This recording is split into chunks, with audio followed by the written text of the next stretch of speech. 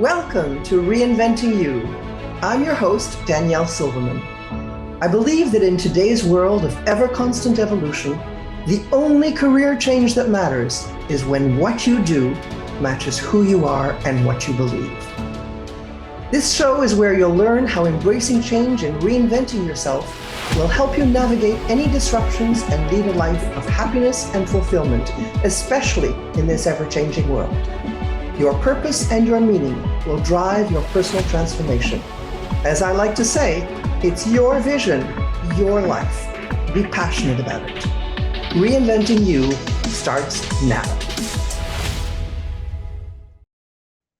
Hello, and welcome to Reinventing-U, a show about everything career-related, and where we also navigate the complexities of management with grace and wisdom. I'm your host, Danielle Silverman, and today we're tackling a subject that makes many of us groan. Mondays. Yes, Mondays, the start of the work week, the end of leisure and liberty, or so we often feel it is. I remember vividly when I used to work in the corporate world, I never slept well on a Sunday night, knowing that I had to get up early on Monday morning. I'm not by nature a morning person, so the thought that I had to wake up early actually kept me up all night. I know it's a little weird, but you know what? I'm willing to bet I'm not the only person that this has happened to you. So today we're going to explore the question of what if Mondays held the key to a week of success and satisfaction? What if we actually learned to love Mondays? Think about it. Monday comes every week like clockwork and is often unfairly labeled as the villain of the work week. So why is it so important to love Mondays again? I mean, can you imagine every Monday being miserable? Picture this instead. It's Sunday night. And instead of feeling that all too familiar sense of impending doom, you feel excitement. In fact, what if learning to love Mondays was the key to more than a week of success and satisfaction? What if it were the key to loving your job and even to loving your life? We'll be talking about these things today. I think Mondays have been sorely misunderstood and underestimated. It's not Monday that's the problem. It's our approach to it. Whether it's the start of the new year, I mean, we are at the end of the year. Today is December 25th, and the new year brings with it all of the resolutions we artificially create for ourselves.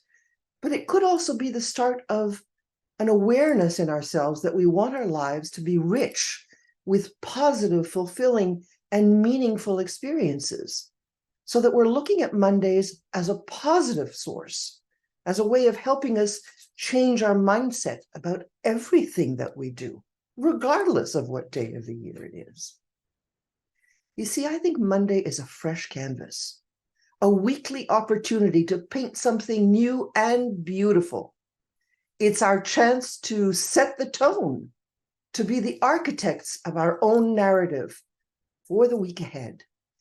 And for all of you senior managers out there, it's your cue to step onto the stage with a mindset that says, I'm ready to lead. I'm ready to innovate and inspire.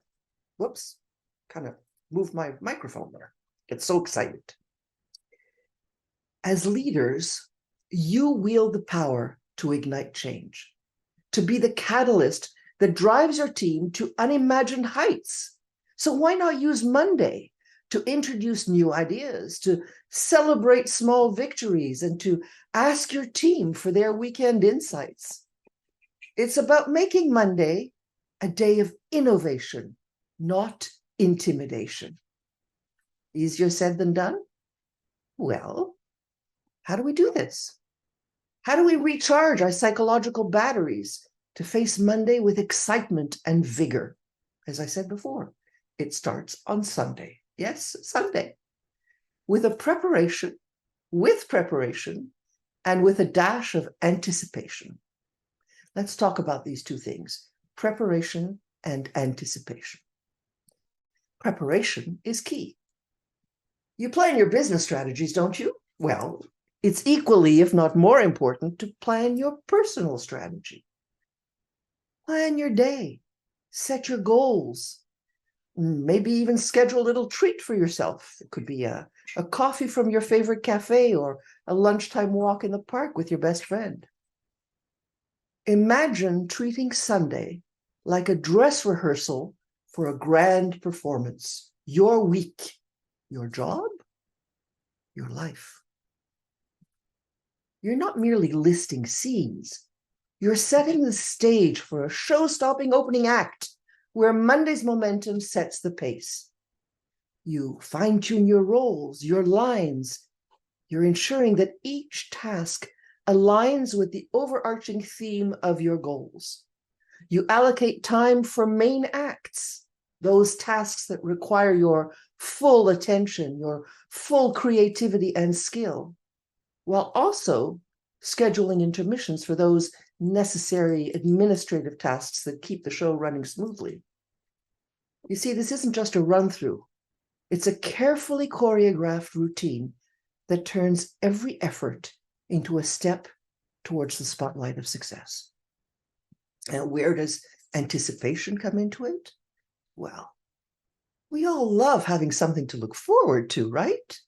It's the light at the end of the tunnel, the carrot on the stick. Looking forward to something positive can change your entire outlook on the day.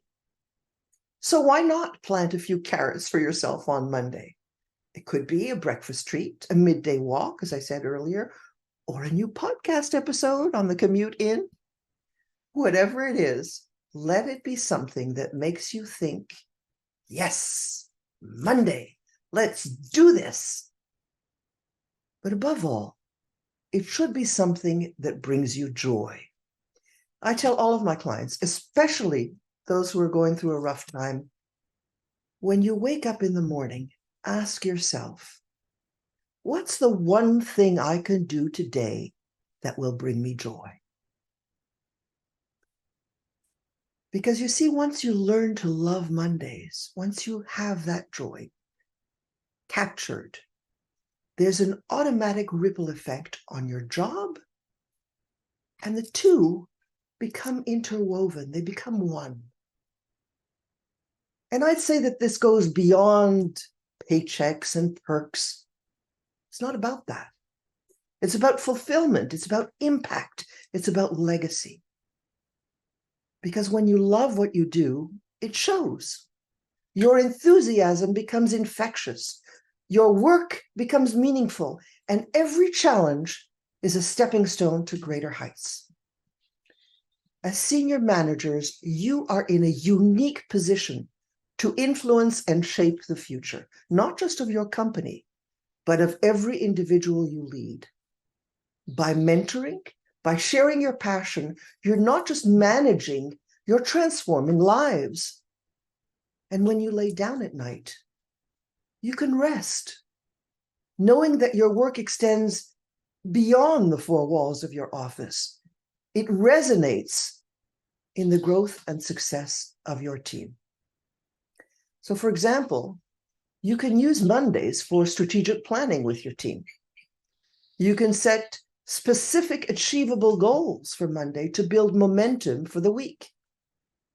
You can offer advice on organizing tasks by priority and complexity, advising your team members to tackle the most challenging tasks when their energy is highest. Remember that for yourself as well. Organize your task and tackle them with the mind that challenging tasks need to be done when your energy is at its highest. Not first, not last. Whenever you recognize that your energy is at its highest. Above all, realize that you can be a catalyst for change, for new initiatives, for creativity, and for innovation. Propose that your team use Mondays, for example, to launch new projects or to brainstorm innovative solutions to ongoing challenges. Capitalize, recommend scheduling brainstorming sessions on Mondays with fresh energy and ideas that may have percolated over the weekend. So capitalize on that. Set a positive example for your team by showing your own enthusiasm and drive on Mondays. Encourage team engagement by suggesting that team members bring their weekend insights into the workplace to fuel innovation and engagement during more creative, because they will be more creative, team meetings. You see, you can develop a mindset towards meaningful work by highlighting the importance of aligning daily tasks with the bigger picture of the company's impact. It's what we call impact-focused tasks. Think about Mondays as an opportunity to leave a career legacy. How do you do that?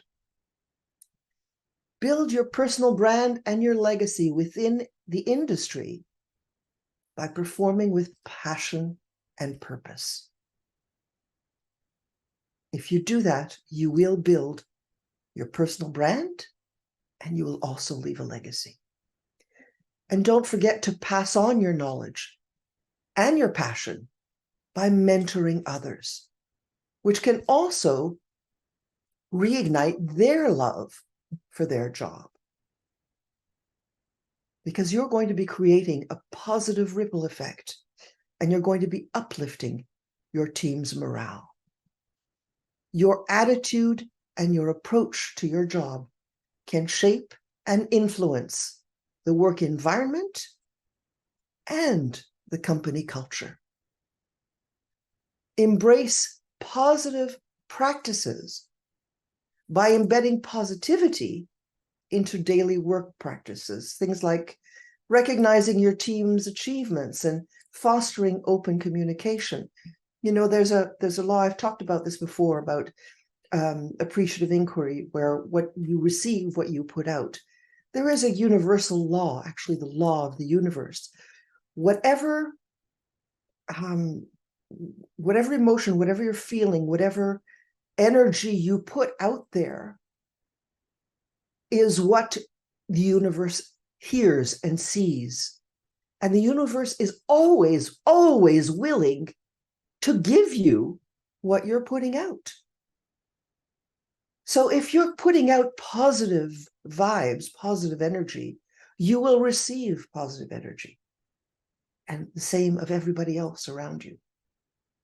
So if you're putting out negative energy or putting people down or doing things that are heavy and difficult and, I really don't want to be doing this, I really don't want to be here on a Monday, the universe is going to answer by telling you, by showing you that really Mondays really, excuse my language, but Mondays really suck.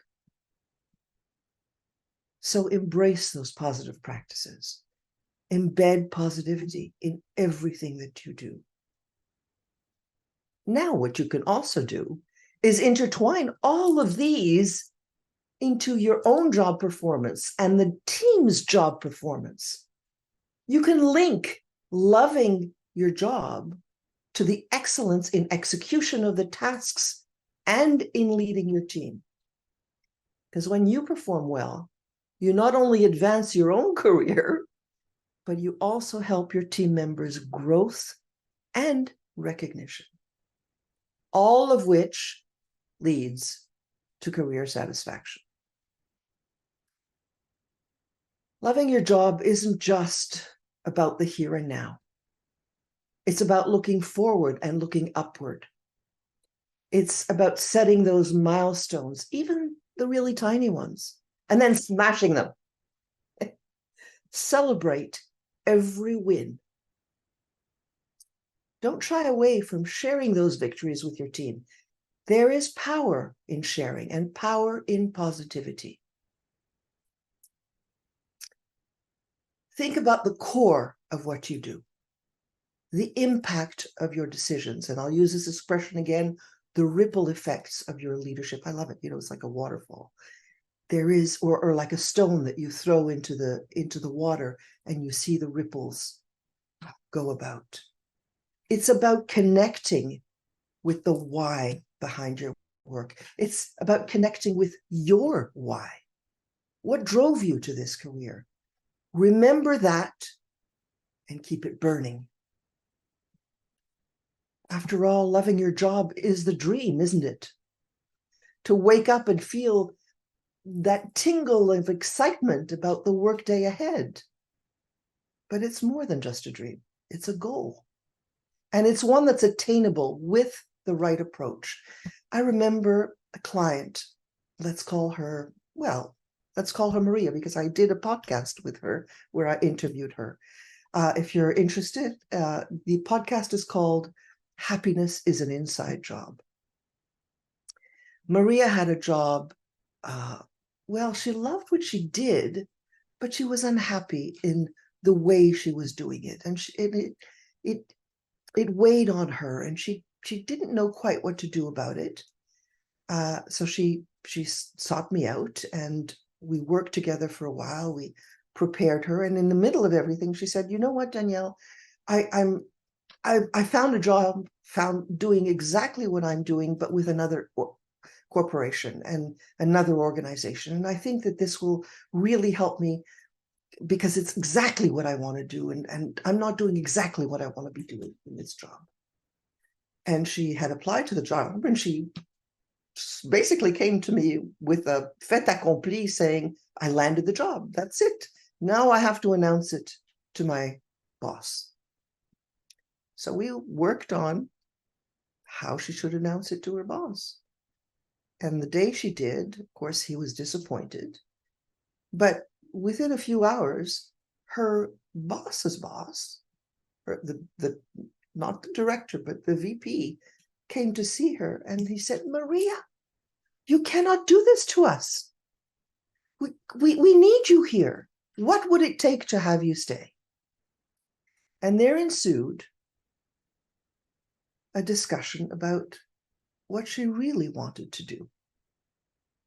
She wanted to build this entity for the organization that would help the organization in a way that she felt was necessary. She would provide training across, and it was a global organization, so traveling all over the place, training people on this core value that the organization actually held true. And when the VP listened to her and heard what she had in mind, he said, "Yes, we need that. Please stay. I will put you in charge of this global activity, this global thing, this global value that we need across the organization. And I will increase your salary at the same time."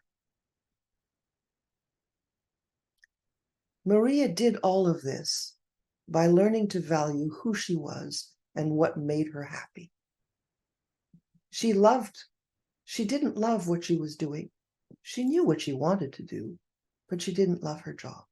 But by talking about it, by going through the process of explaining to her VP what it was she truly wanted to do, she expressed her true feelings.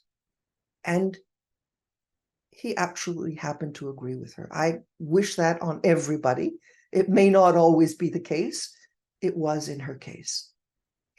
So the idea is to really, as Maria put it, happiness is an inside job. You have to first, above everything, learn to love your life.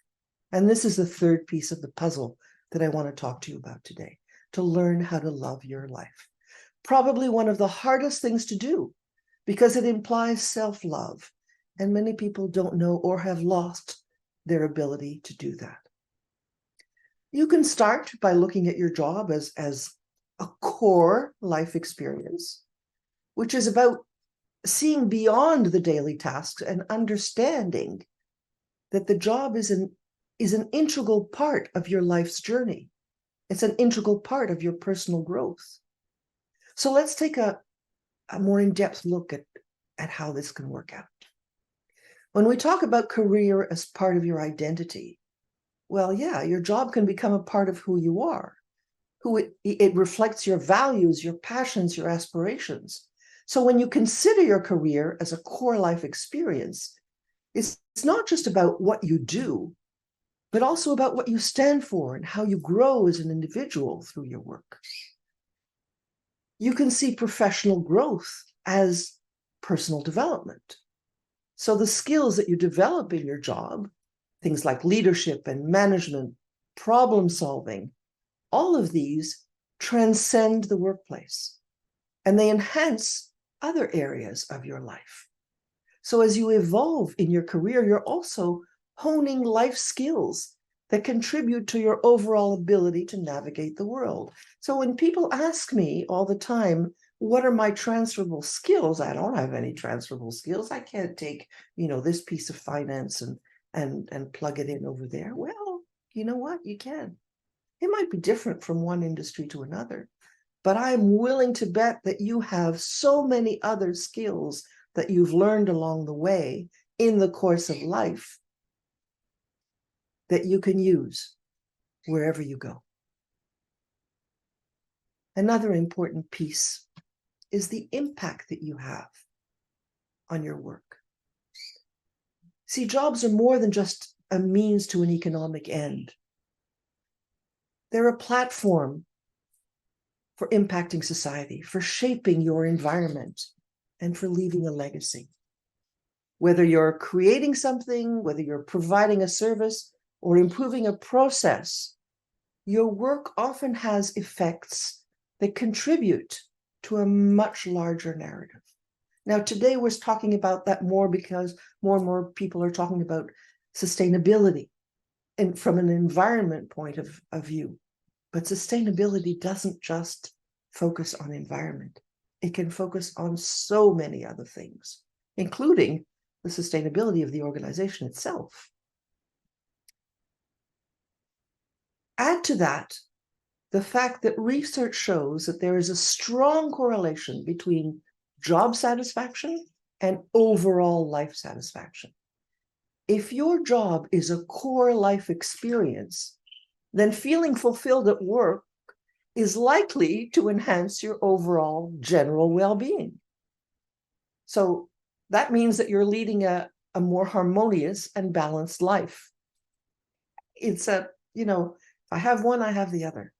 The opposite is also true. If you have a more harmonious and balanced life, you will also enjoy your job more, with certain exceptions, because some people are doing something because they just fell into it or because it happened to appear attractive at the time, and they have changed.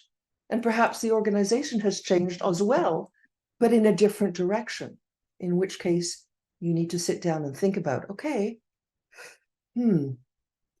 is this really where I need to be right now? Another thing that you need to look at is the idea of adaptability and of continuous learning, one that I talk about all the time when I talk about reinvention, because a job can challenge you and it can push you out of your comfort zone. It is a powerful setting for continuous learning.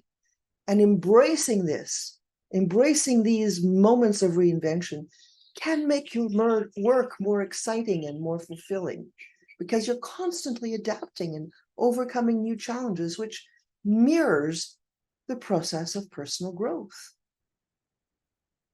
And work can be an extraordinary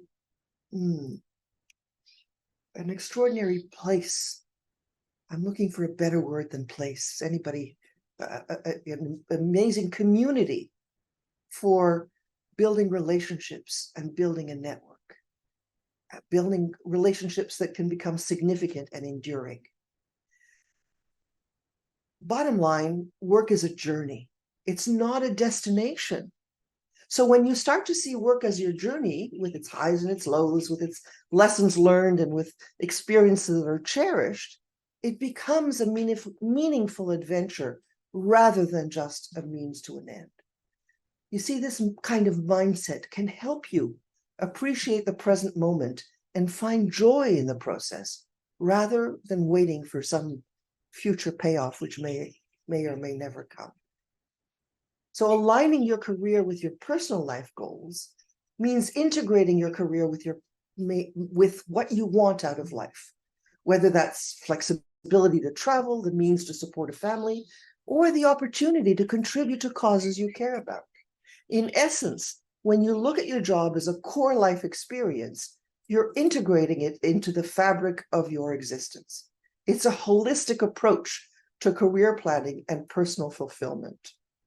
And as I say this, and I talk about the joy that I have in my work and my life, you're probably hearing a lot of chirping behind me, because part of what brings me joy is the song that my bird brings me every day.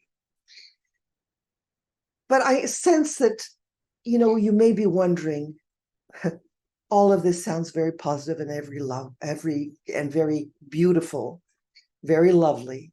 But how do you find that sweet spot, that Zen zone where work and play not only coexist, but coalesce? Well, it starts, believe it or not, with setting boundaries. Yes, you're a senior manager, but you're also human. So give yourself the gift of downtime, the gift of hobbies, fitness, family, and friends. They're not just extras. They're the essentials. But let's get real. How do you keep the love alive when the daily grind is trying to douse your flames, when staff shortages and increasing customer demands are a reality? You keep it fresh. You mix things up. Mondays, for example, could be the day you mentor a promising employee or start a passion project or initiate that big talk about innovation with your team. It's not about enduring your job. It's about enriching it and in turn enriching yourself. Small things that you try over and over again. Remember that embracing your job outside of work doesn't take away from your job or from anything else for that matter. On the contrary, it adds to it. It brings, a sense of wholeness, a well of resources to draw from when challenges arise. When you're depleted, you cannot give. There's nothing to give when the well is dry. So it's about having those resources to draw from when the challenges arise. It's about being the best version of yourself for everyone around you, for your team, for your family, and not least of all, for yourself. Your well-being is the wellspring from which good leadership flows. So share your journey towards balance with your team. It's not just about setting an example. It's about setting a standard that says our lives are as important as our livelihoods. I love that line, actually. Maybe I'll put it somewhere. Our lives are as important as our livelihoods. And in a world where change is a constant and openness and authenticity are valued more than ever, it's not unheard of or displaced to discuss with your team how you found personal satisfaction at work and how you found that finding this personal satisfaction at work leads to greater life satisfaction and vice versa. Why should you love your life? Well, the answer is simple. Balance. Work is a significant part of life, but it's not all there is. Loving your life means embracing all facets of your existence, your hobbies, your family, your health. It means showing up as the best version of yourself. I can't say that often enough, not just as a manager, but as a human being. Again, I can't say that often enough. My challenge to you this week is to embrace Monday with a new perspective. Find a joy in your job and in your life. And remember that the most extraordinary leaders are those who lead not just with their minds, but with their hearts. You're listening to this podcast perhaps on the day it's going live, December 25th, 2023. And as we wrap up another year and stand on the threshold of a new one, it's the perfect time to reflect on our journeys, both as leaders and as individuals. This podcast isn't just a celebration of the year's end or the excitement of a fresh start that January begins or brings to us. It's about recognizing that the power to change our mindset and to reignite our passion for work and for life is not confined to any calendar date. Whether you're listening to this with the backdrop of fireworks or on a quiet spring morning, the message remains clear. Any day, no matter the month, can mark the beginning of a new chapter in your leadership story. As we discuss courage, innovation, and impact, we're reminded that the principles of growth and fulfillment are evergreen, transcending seasons and years.